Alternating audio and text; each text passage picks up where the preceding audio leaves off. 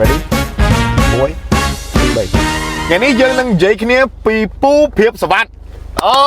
let's go អ្នកទាំងនេះនេះគឺជា podcast ខ្ញុំពីរនាក់ដែលខ្ញុំនឹងនិយាយអំពីប្រវត្តិតារាចម្រៀងផ្សេងនិយាយពីគេឈ្មោះរបស់គាត់អីនិយាយពីអីដែលចង់និយាយហ្នឹងឯងនិយាយពីអនុស្សាវរីយ៍បទចម្រៀងដែលគាត់បានឲ្យយើងស្ដាប់តាំងពីណាពីណីមកអញ្ចឹងអូខេតោះ let's go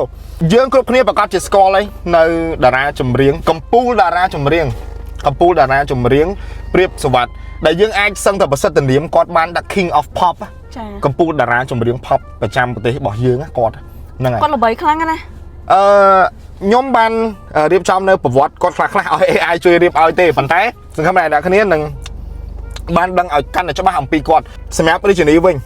បទចម្រៀងដំបូងដែលស្ដាប់គាត់បទអីគេដែលស្ដាប់ទៅដឹងយើងដឹងក្តីមកស្ដាប់ចំហ្មងកាលនោះអូនសាបទអីគេអូយកាលនោះខ្ញុំស្ដាប់ច្រើនណាស់បើនិយាយពីបទគាត់វិញខ្ញុំស្ដាប់តាំងពីគាត់នៅរូបនៅក្នុងអាល់ប៊ុមឡងស្គរមួយឡងក្មេងទៅគឺខ្ញុំស្ដាប់តាំងពីជំនាន់នោះហ្មងពួកដោយសារតែពេលហ្នឹងខ្ញុំឲ្យតែសើតែដឹងតែប៉ាខ្ញុំគាត់ចាក់មញ៉េអញ្ចឹងដឹងតែមានចាំបទចម្រៀងណាមួយដែលអូនគិតថាជាបទចម្រៀងដែលអូនស្ដាប់បទគាត់ដំបូងផុតអត់ចាំទេប៉ុន្តែស្ដាប់ច្រើនឥឡូវឲ្យសុំ favorite song មួយដែលចាស់បទបើសិនជាបទដែលចាំហ្មងគឺបទរៀងថ្មីដែរដូចបទយុគមួយនៅភ្នំពេញស្មោះប៉ុណ្ណឹងមិនល្មមបទលលៀមបទអីគេបទកេសរអូខេបទនេះកេសរយួនណាបទដូចបទកេសរដូចយួនកេសរហ្នឹងយួនបទកេសរហ្នឹងខ្ញុំកេសរ Yes បទហ្នឹងក៏ព្រោះហើយនឹងបទជំនាន់ហ្នឹងដែលអត់ស្គាល់ចំណងជើងហ្នឹងហើយប៉ុន្តែគឺតាមផ្លូវគឺបើសិនជាទៅណាមានដំណើរទៅណាឆ្ងាយគឺដឹងតែចាក់អាល់ប៊ុមគាត់យកមកចុះបងប្អូនតាគ្នាបទសំណប់ចិត្តរបស់ពូវិសវ័តតើគ្នាស្ដាប់បទអីគេសម្រាប់ខ្ញុំបទដែលខ្ញុំស្ដាប់នៅពេលដែលខ្ញុំដឹងក្តីមិនមែនថាអីយើងនៅចាំគឺបទជាងកាត់សក់2002 Yes យាយម៉ានបទហ្នឹងឯកនិចមកខ្ញុំចាំបទហ្នឹង MV លយខ្លាំងពេលហ្នឹងខ្ញុំអាយុ5ឆ្នាំ2002ខ្ញុំអាយុតែ5ឆ្នាំទេតែគ្នាប៉ុន្តែខ្ញុំចាំបទហ្នឹងខ្ញុំចាំច្បាស់ពេលខ្ញុំស្ដាប់ជាងកាត់សក់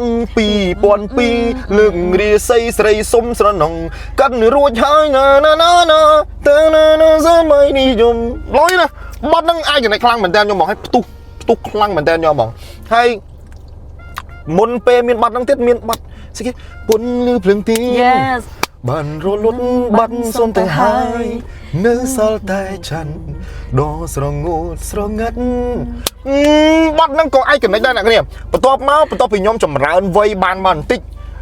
បទ favorite ដែលយើងចាប់ផ្ដើមស្គាល់បទដែលខ្ញុំច្រៀងក្រៅអូខេដំបូងបំផុតនៅក្នុងឆាកជីវិតរបស់ខ្ញុំបទគ្រប់គ្រាន់Yes គ្រប់គ្រាន់ហើយគុំឡើយបាញ់ឈឺបទហ្នឹងតែចាំបទណែធ្វើមកតែចំនួនមុនយើងសម្បូរទៅដោយបទដែលយើងចម្លងពីប្រទេសជិតខាងឲ្យយើងពិតមែនវាជារឿងមួយដែលវាគួរឲ្យសោកស្ដាយឯងប៉ុន្តែយើងនិយាយនេះគ្រាន់ចង់រំលឹកទៅដល់អនុស្សាវរីយ៍យើងធ្លាប់ស្ដាប់បទហ្នឹងពីមុនមកទេហ្នឹងហើយមិនមែនតែចង់កកកកាយអីឡើងមកនេះទេគ្រាន់ថាវាជាអនុស្សាវរីយ៍ជា childhood memory របស់យើងកាលពីក្មេងមកគឺបទទាំងអស់ហ្នឹងរហូតដល់អ្នកទី6ខ្ញុំស្រឡាញ់បទមួយទៀតរបស់គាត់គឺបទយមអាធ្លីទ្រូងយមបងស្រែកយមទ្រូងរំដំស្ទើព្រះធ្លាយតាំងនេះចាំបទហ្នឹងអត់បទហ្នឹងក៏ជាបទមួយដែលជាបទសំណប់ចិត្តរបស់ខ្ញុំដែរនិយាយទៅបទគាត់ទាំងអស់ច្រើនណាស់ចង់ទាំងអស់សឹងតែយើងស្រឡាញ់ទាំងអស់បទណាក៏ជាជីស្រឡាញ់របស់យើងដូចបទស្អីសន្យាស្រុកស្រែអាបទនិយាយទៅឲ្យចំនួនមុនហ្នឹងនិយាយពី MV របស់គាត់ខ្ញុំចង់និយាយថា MV ចំនួនហ្នឹងលយខ្លាំង MV របស់ហៅមានលយខ្លាំងតើគ្នាចាំ MV បទអីគេ You Better Not Come Home អូយបទហ្នឹងលយខ្លាំងណាស់បទព្រាបសវ័តមួយពេជ្រសភាជាមួយនឹង DJ ស្ដី Yes អូ my god លយខ្លាំងណាស់ខ្ញុំនិយាយមែនណាខ្ញុំមើលគាត់នៅក្នុងអ៊ីរ៉ាហ្នឹងគឺគាត់សង្ហាមែនតើហើយម៉ូតពេជ្រសភាអូយគាត់អូ Yes គាត់ស្អាតពេជ្រសភា debut ដំបូងណាកាលហ្នឹងគឺខ្ញុំស្រឡាញ់គាត់ខ្លាំងមែនតើយកមកឲ្យអាបទ You Better Not Come Home នេះគឺបទមួយដែលអូយលយខ្លាំងចំនួនហ្នឹងលយបទហ្នឹងហល់ហ្មងបទហ្នឹងហល់ហ្មងសំខាន់ MV លយខ្លាំងស្អីមានអាឡានវែងអាឡានមួយដែលវែងឡាន limousine ណាឡានហ្នឹងណាគ្នាហើយមានស្វាមួយខ្ញុំចំណាំទៅមានស្វាហើយ MV ហ្នឹងថតដូចនៅអូតែលសុខាចំនួនមុនមានរូបនាគរូបអីហ្នឹងនិយាយមកខ្ញុំចាំអត់ភ្លេចទេគឺ MV ហ្នឹងគឺជា MV មួយដែលលយហើយនិយាយទៅ MV ចំនួនមុនរបស់ហងមីខ្ញុំនិយាយមែនសុទ្ធតែ iconic យកហ្មងសុទ្ធតែជា MV ដែល mưa máu vì đọ chất nơi chăm vô mà ủa thôi đi bật ấy cái chất bậy say gì mà âm vi ạ bro mà âm vi ạ họ ở lâu thì họ đi bật say tiết đào miền âm vi lôi trăm tập Prince Wilson cua trăm tức Prince bong suốt sân sum tranh tây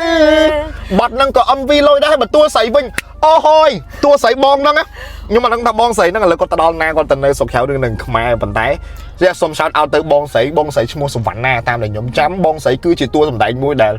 sexy chừng kếใน ក្នុង generation នឹងផងដែរចំណុចហ្នឹងមានគាត់មានបងវាងស្រីណូមានអីអញ្ចឹងណាចំណុចហ្នឹងដែលអូយដាក់គ្នាអាចទៅចូលមើល MV នឹងបានថាគាត់ sexy មិនគឺ so hot ខ្ញុំស្រឡាញ់កាលហ្នឹងគេពេលដែលការផលិត MV ចេញមកជាពិសេសដូចបទដែលយើងលើកឡើងមិញដូចជាបទញាក់ញាក់ឬក៏បទបែប rock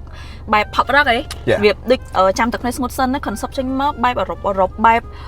ចេញមកដូចហូតហ្មងណាលយខ្លាំងណាស់បើពីក្មេងខ្ញុំមើលឲ្យធម្មតាអូខេតែដល់ពេលឥឡូវយើងត្រឡប់ទៅមើលវិញណាហើយការគិតរបស់យើងមើលស៊ីជម្រៅទៅក្នុង MV ហ្នឹងណាគឺថាលយខ្លាំងហ្មងទាំង concept ទាំងការរៀបចំប្រອບទាំងបរិយាកាសទាំងការសម្ដែងគឺថាចូលគ្នាខ្លាំងមែនទែនហើយលយខ្លាំងមែនទែនហ្មងដូចបត់ចាំទឹកនេះស្ងួតសិនអញ្ចឹងណា concept ដែលគាត់លើកឡើងមកហ្នឹង concept បែបអឺរ៉ុបបែបហូតបែបផុសស្អីជិះម៉ូតូធំអីលយណាហើយដូចបាត់ sexy lady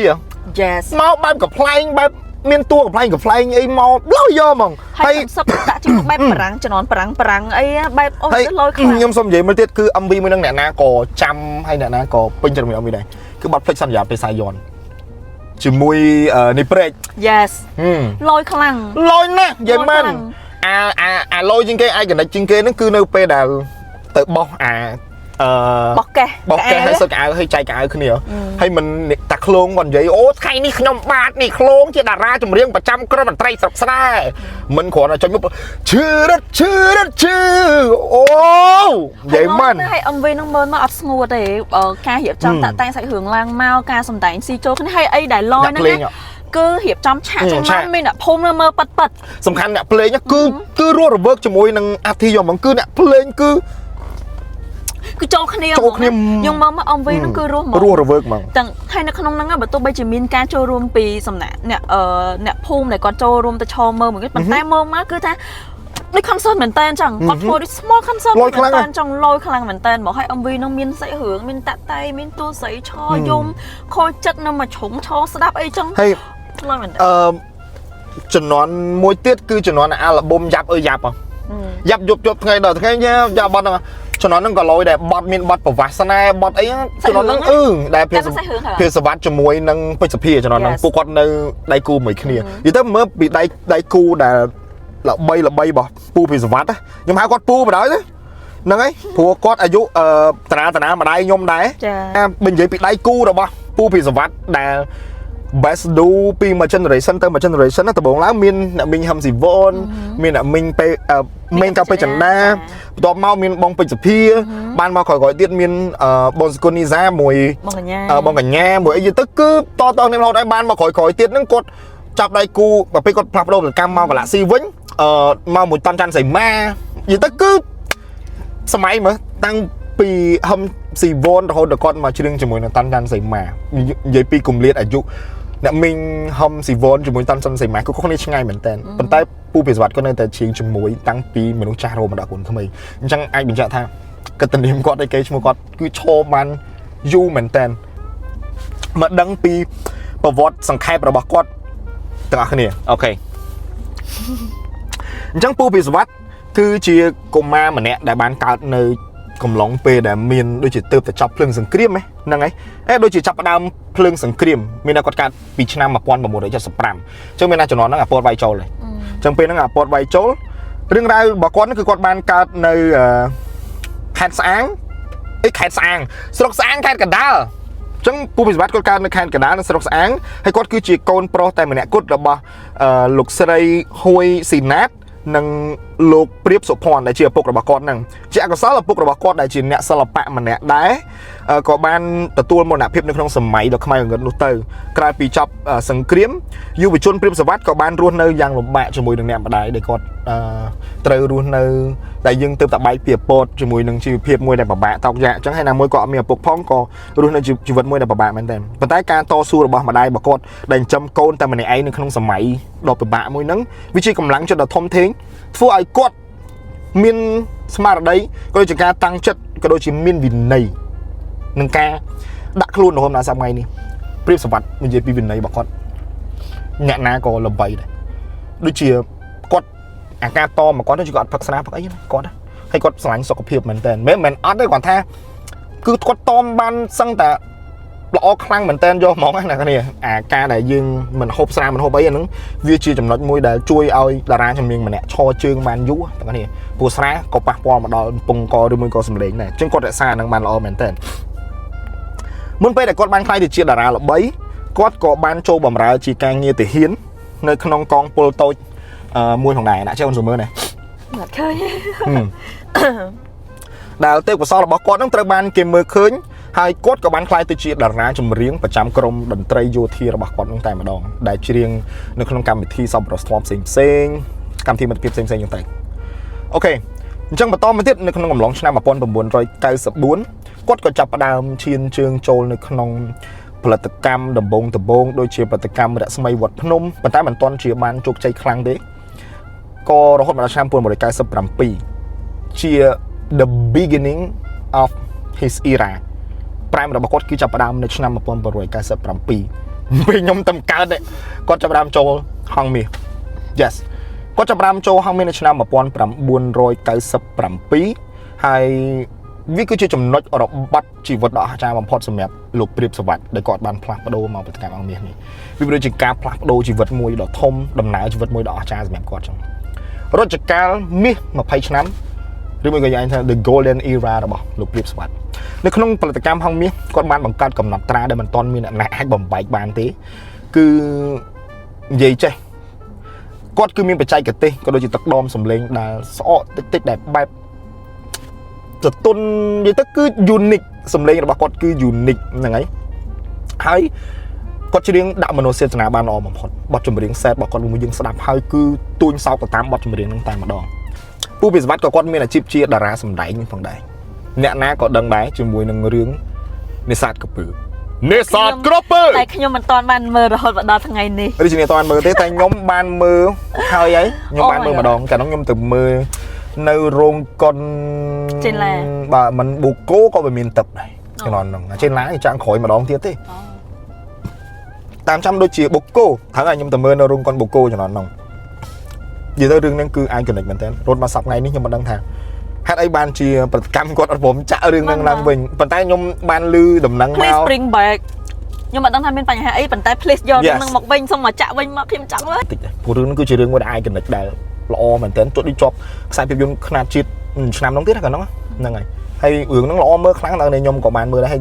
តួពិសវត្ថគឺគាត់សង្ហាមែនតើគាត់តួសម្ដែងធ្វើជាអីគេអ្នកនេសាទក្រពើហ្នឹងហើយអ្នកនេសាទក្រពើ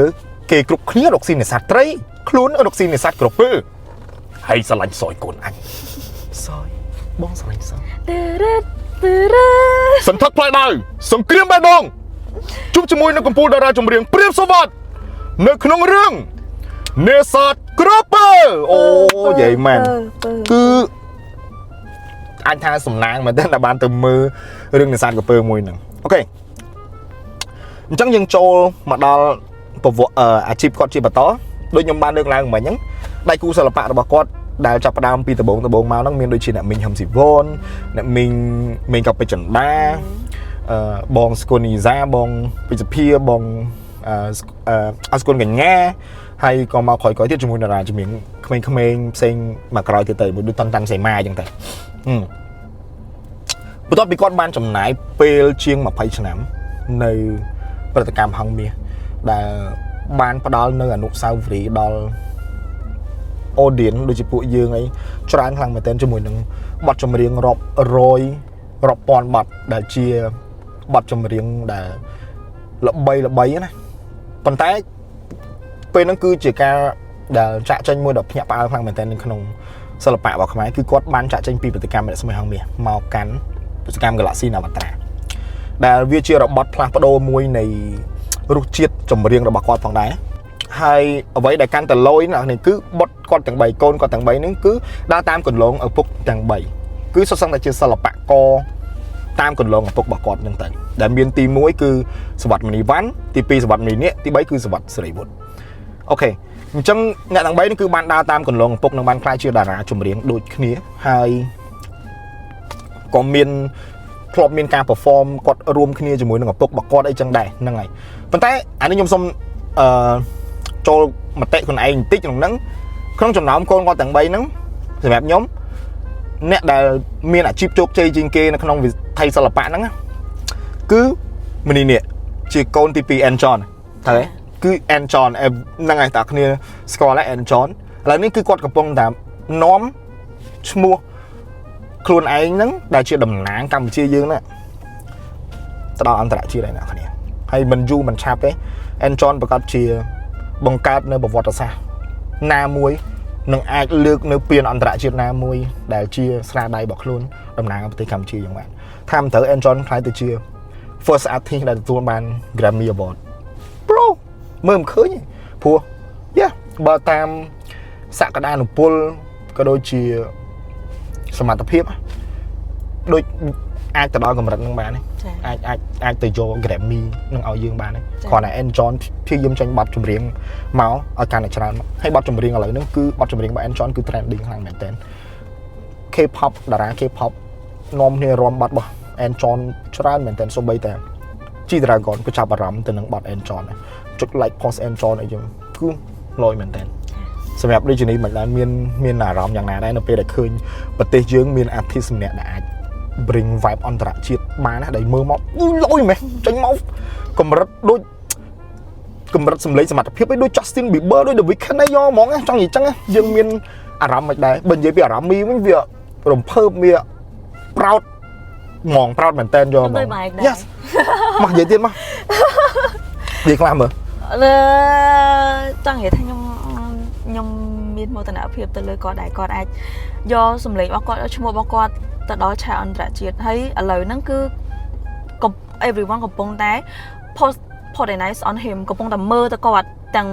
តារាជុំវិញពិភពលោកគឺកំពុងតែមើលទៅគាត់ហើយគាត់ក៏កំពុងតែដើរទៅលើគន្លងមួយ Yes ទៅលើវិថីសិល្បៈមួយដែលផ្លូវទៅរកផ្លូវចេះចង់ថាមិនត្រូវគាត់មានបទមួយសុខសុខនេះស្រាប់គាត់ទទួលបាន Grammy Award អាហ្នឹងគឺជាមោទនភាពរបស់ពួកយើងទាំងអស់គ្នាហើយក៏ជូនពរដែរជូនពរឲ្យគាត់ជោគជ័យក្នុងវិថីសិល្បៈមួយនេះផងដែរដែលបើគាត់ជោគជ័យស្នាភាពខ្លាំងបើជាភាពសវត្ថវិញជាឪពុកមិនដឹងថា I'm a king of a pop យល់អត់ហើយកូនមកមានម្នាក់ដែលអាចស្នងតំណែងនឹងបានណាយល់អត់មីជឿថា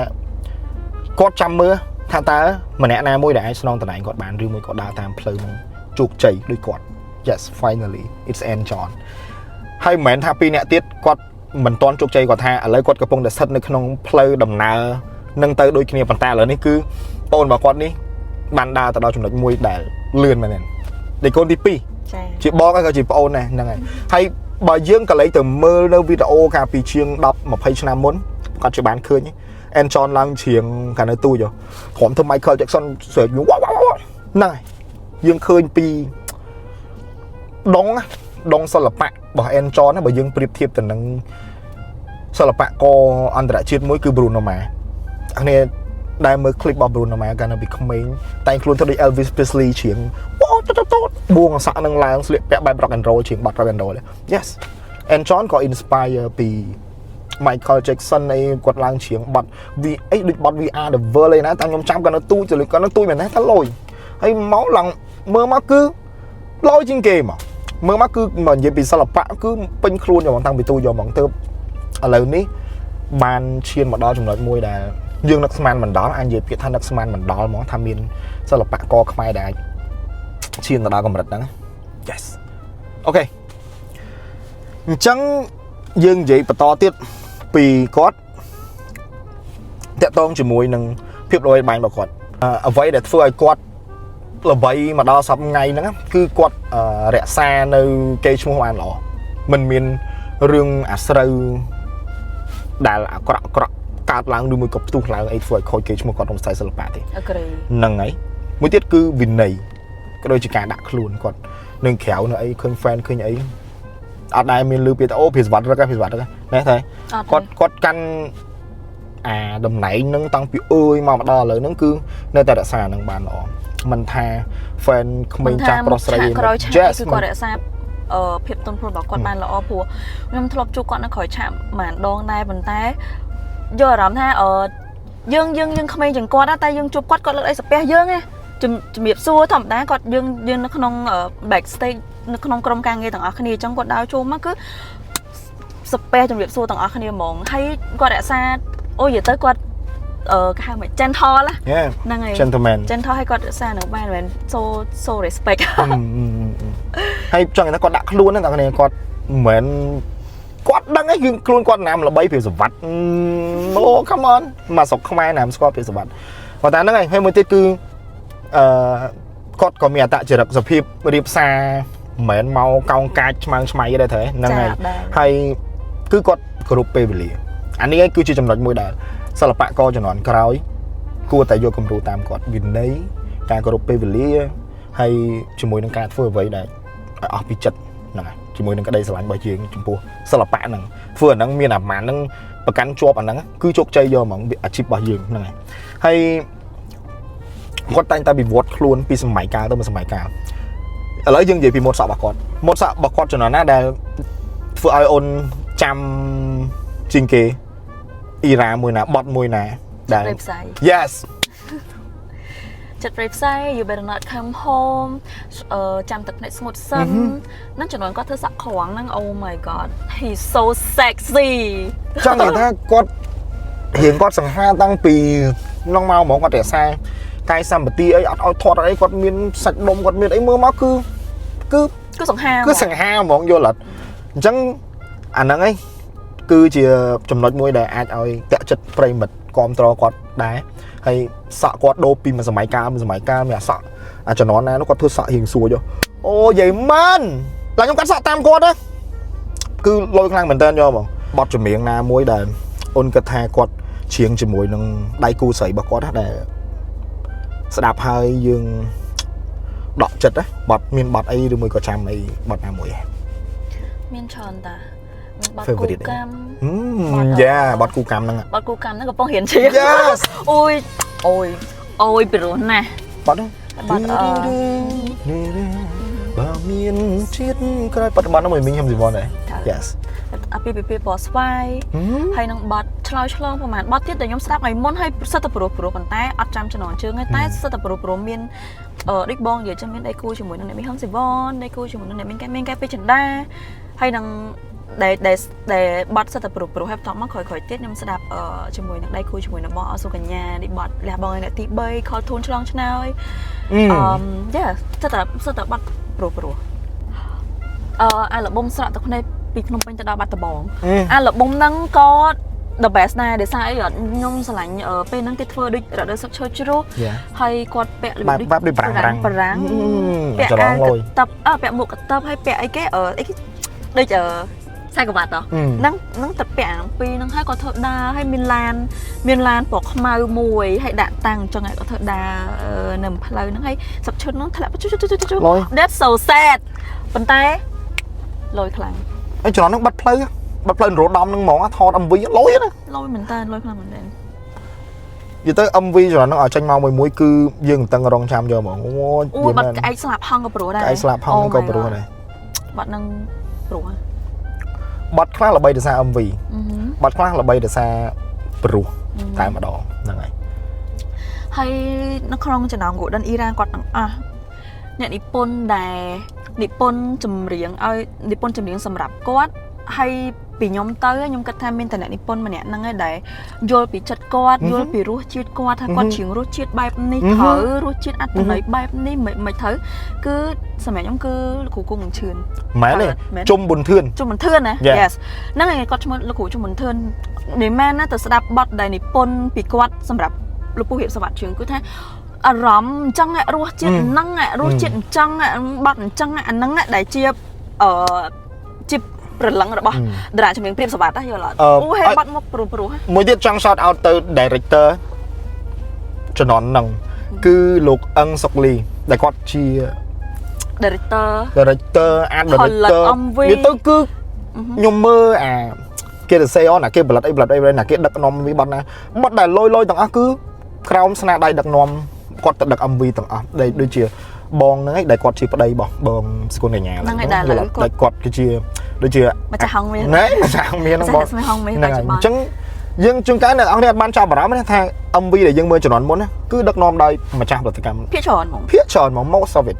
ដែល MV លយ iconic ដែលយើងមើលហើយយើងចាំថាអូនេះ MV លយតែមើលតែនេះតែមើលឈ្មោះអ្នកដឹកនាំអឹងសុកលីហើយ MV ដែលដឹកនាំដោយគាត់គឺរសជាតិលយរសជាតិប្លែកលយត្រូវសេតត្រូវចេញញ៉ៃត្រូវធ្វើចរិត playboy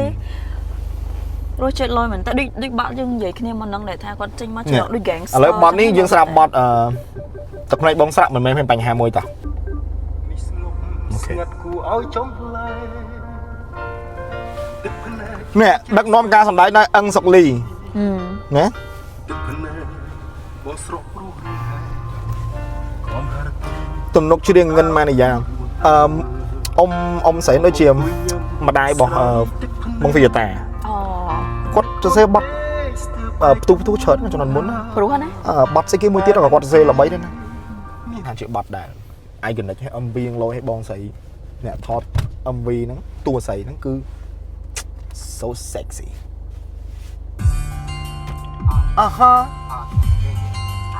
ជំរឿនអ្នកដឹកនាំណាគេ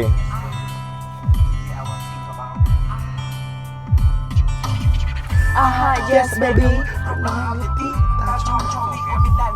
អូប៉ា ANG ណានេះស្រឡាញ់ចរិតហ្មងណាចរិតក្នុងការសម្ដែងវាលយណា attitude គាត់លយដឹកនាំដោយអឹងសុកលីណានិពន្ធទំនុកច្រៀងសុកជំនោបងសុកជំនោហ្នឹងក៏ iconic ដែរគាត់ iconic ដែរបងបែបនសុំឲ្យជួបតាមមានស្នេហ៍តូចតន់ពុំមែននោះព្រមមានកងឡានមានឆ្លើស្នេហ៍ដិនបងស្មានពិនឡើងឥតមានកែប្រែរត់ដេញប្រឡែងនេះពីកើម៉ម៉ែបុកកងឡានរត់អីលយណាមើលមកគឺ bro ដូចកន្លែងគេជុំគ្នាបែបក្តៅបែបគេណាត់គ្នាមកនេះបងមិនដែលណែសង្ហានណាស់យីមែន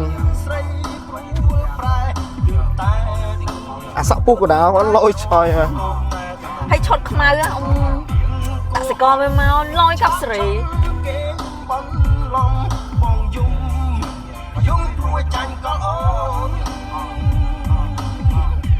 គូចាំទឹកភ្នែកបងស្ងួតសិនសំដើចៅបដ ដើរចៅទេផងដើរចេញហ្មងដើរទៅហ្មងដើរចៅបដជាប់ខ្មាំងជាប់ទ្រូងឆ្លើយមកអូនបានទេអូនត្រឹមជួយបងអូននឹងគូចាំទឹកភ្នែកបងស្ងួតសិនសំដើចៅទ្រូងតូមនឹងទ្រាំចោះចាញ់រាប់ស្រឡាញ់ទ្រាំមិនខឹងសំប៉ុណ្ណឹងអូនធ្វើបានទេនេះកន្លែងមកឃើញអត់ដល់នេះចាំមើលម្ដងទៀតណាអូនធ្វើបានទេអូយ៉ាលយឡើងលយអើហ៎តោះឥឡូវយើងទៅមើលបទចម្រៀងអាចេញប្រហែលជា20ឆ្នាំមុន No better day ដឹកនាំសម្ដែងដល់អឹងសុកលីដដែលនេះគឺមានDJ Cake ហើយមួយនឹងគាត់ឈ្មោះអីApril Ginin yes អូ DJ ចេញមកបែប DJ ឡើយប្រាំងហ្មងហើយកូនកាពីទួយធ្លាប់នៅក្បែរតែខ្ញុំបោះតាកូនខ្ញុំផឹកឡោតឡយណាពូហ្នឹងតែមិនដឹងគាត់នឹងចាំខ្ញុំអត់ពូហ្នឹងកាលហ្នឹងខ្ញុំអត់មានដើរដល់មកផ្ទះគាត់មានធ្វើអឺនលើមកចាំគាត់មើលហើយធ្វើដើរលឺប៉កគាត់អឺនមកគាត់បោះតាកូនក៏ដែរហើយអូអាណាបានផឹករហូត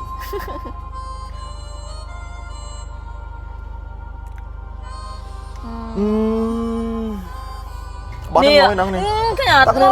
លយណាសូមជួងជួមីទៀមទាបំណុលជីវិតសាប់លោកគង់អីគេ chung mình thươn sao sao nó cũng chung mình thươn Kriện đất bé đồn chấm snai Tuân tăng chăm rồi đời chăm plei chăm chất ất pra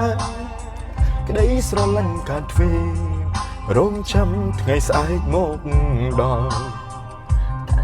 Cát snai chú cầm chất tích trong brụ kê chọn bạn Không răng buồn dông sẵn sát bần đăng chỉ snai buồn nơi tì na Bà khní ảnh vinh mình đăng bần đón chất nơi nà tham Bê đăng thả snai bê cha tới cắt bê chấp tay mà đong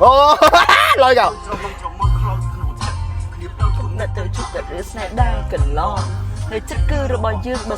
snai cư rồi bỏ kê lo Bà ai nên chăm lên trong Ngày thằng mây Thằng ấy sẽ đấy vâng vâng chụp mà cho nó đang ở tay cơ Tranh tà bồn Ôi chết lời mà Dạ tại cơ Nè lột xe LX bay rồi Tầm tranh nha nè Ôi Ngoài tù sợi bóng nó xa tiến đó thôi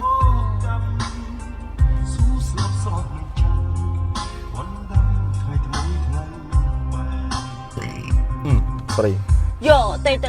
tê từng thằng này Rửa sân tay xùm lên bỏ chơi Ôi đừng làm Mr. Bean Yes Cứ chia nồn na Khi bất chỉ cứu sẵn xăm để ai mình prom tổ tu cả bất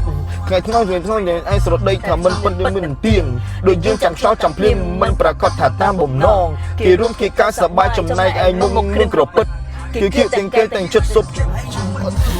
Anh cũng biết thật bọc luôn Lôi á, anh đang lôi á Xa đó này Bởi dân chia tua phổ nó có set khăn mình tên vô bọn này là khá nền Sao bây giờ âm vi nó có mơ tới sát khăn này Đúng Cái đấy sro lanh càn phê Rung chăm ngày sai một đò Yo, như này nè anh nói chứ Xong tìm mày, xong ở chat từ xong lành áp Tịch lô thật kia mình prap mình đặt tiền oi ở cái ả thầm mà Thả khép chỉ mất mình ô tục cai tục snai rộp cho năm Bờ kim mình xong được tay mình to Gặp anh thì cho, nhưng vẫn có Bởi vì vụ đứa chuột ảnh chân Tật hôm bằng hot, phía bài nhưng chưa Nhưng bà thử rực ấy không còn chơi thử rực mình Ôi lâu thì bà rep Chứ tàn tất khay tay na xùm lanh na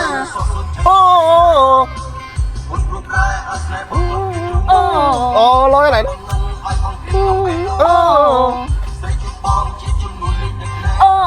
Ôi lôi You better not come home Mà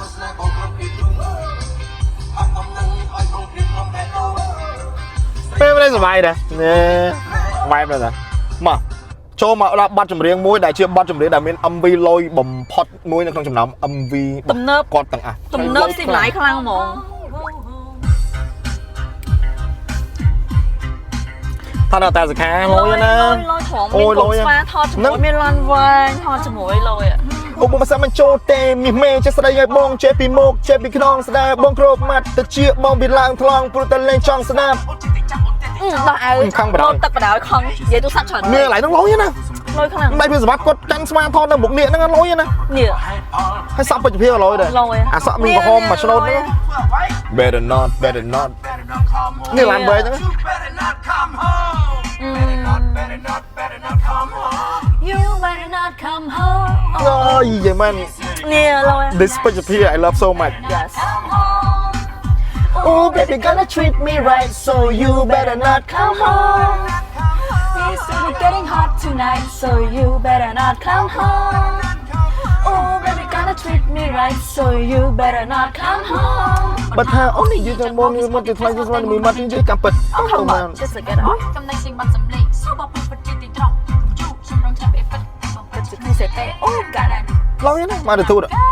Đi nằm hết sập trong cái bọn thì ghé Riết được Rồi chạy chạy trong con nước, thấy chú vật Thôi tôi vừa bóng đáy, mà đã chiến đấu trên tìm trả Công bằng cách là xong Mình phải bị ổn rộn đơn bóng cơ bóng tay Ông cơ thể trao, ông cơ thể smart, ông cơ thể mạnh Ông cơ thể cơ thể song say, xa bóng miền xây ôn chặt Bóng không bóng, không bóng, miền hai bóng Bóng bóng xuống chung mặt, ông cái con chặt Ông đây song say, vì miền thể say Không tin đây không vậy mà lại nó lôi khăn mình tên cho mà đang đem mà xạ con lôi nè em khăn mà con spa mà Việt Nam mà thon nè lôi vô better not come home you better not come home You better not come home It's getting hot tonight So you better not come home Oh baby gonna treat me right So you better not come home It's getting hot lôi mà căn sma môi nằm bay thơ lên gì tính lôi mà bánh xôm oh girl Đất non sầm đai lôi nào đất non đấy đòi ăn sọc lì nè này phun là sọc chùm nổ tiệt rồi sầm ruộng tới mom rồi con là thìa mom rồi con tiệt thọt đòi cao bị bỏ Yes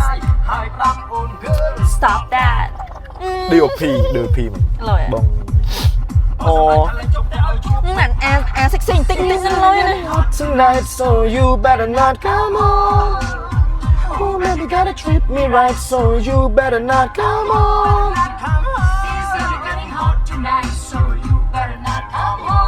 mà tu sắp lật chưa lôi nha nè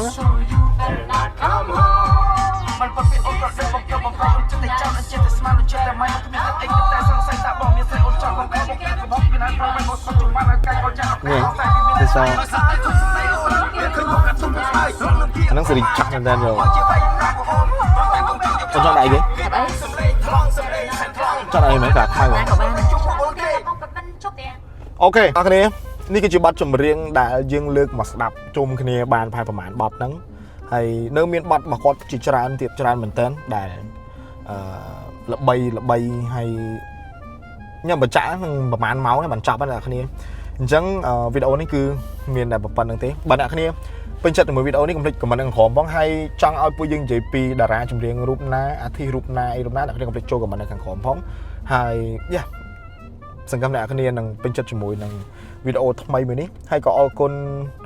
การอ่านนี้นะได้คอมโตรปุยยืงทางปีดาวมันบอกเลยให้บริษัทเป็นจุดเริ่มเป็นจุดเสียไลค์มันแหละมวยพอโอเคจังบริษัทนี้จะมีปิดการการตรองนามสมรมกระทรวงคันไตไปตัวปีเนี่ยต่อคะแนนพอจังไป